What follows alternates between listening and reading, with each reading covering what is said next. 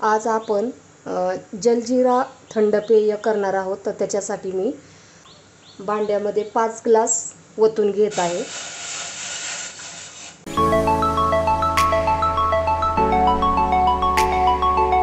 त्याच्यात ही एवढी अशी चिंच स्वच्छ धुवून घेतलेली आहे आणि याच्यात टाकून द्यायची। चिंच त्याच्यात अशीच ठेवून देऊयात। छान उकळी आलेली आहे। आता आपण गॅस बंद करूयात आणि चिंच अशीच 1 तासभर उकळलेल्या पाण्यात भिजत ठेवूयात।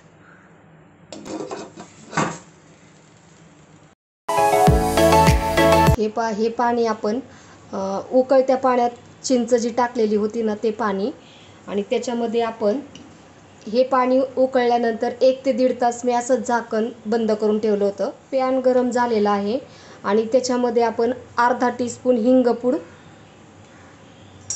छान असं भाजून घेणार आहोत। जिरेची पूड घेतलेली आहे ती 1 टीस्पून टाकून घेते। मिरपूड 1 टीस्पून, लाल तिखट अर्धा टीस्पून, काळं मीठ ते 2 टीस्पून घेऊया। साखर 1 टेबलस्पून घेतलेला आहे।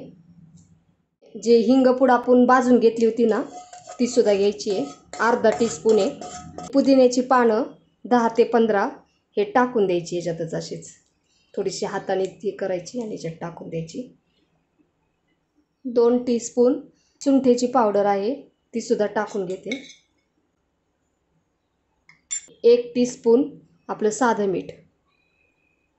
हे आता आपण मिक्सरला बारीक करून घेऊयात।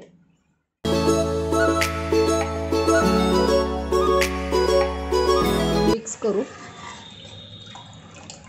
गॅस चालू नाही, गॅस बंदच आहे। आता हे जवळजवळ 1.5 ते 2 तास असंच ठेवायचं।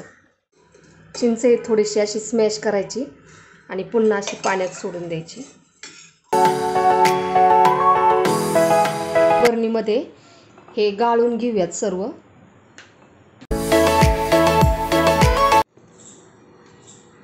हे जलजीरा सरबत फ्रीजच्या बाहेर 2 दिवस राहतं आणि फ्रीजमध्ये जर पॅक बंद बरणी भरून ठेवली तर मग ती 4 दिवसही राहते।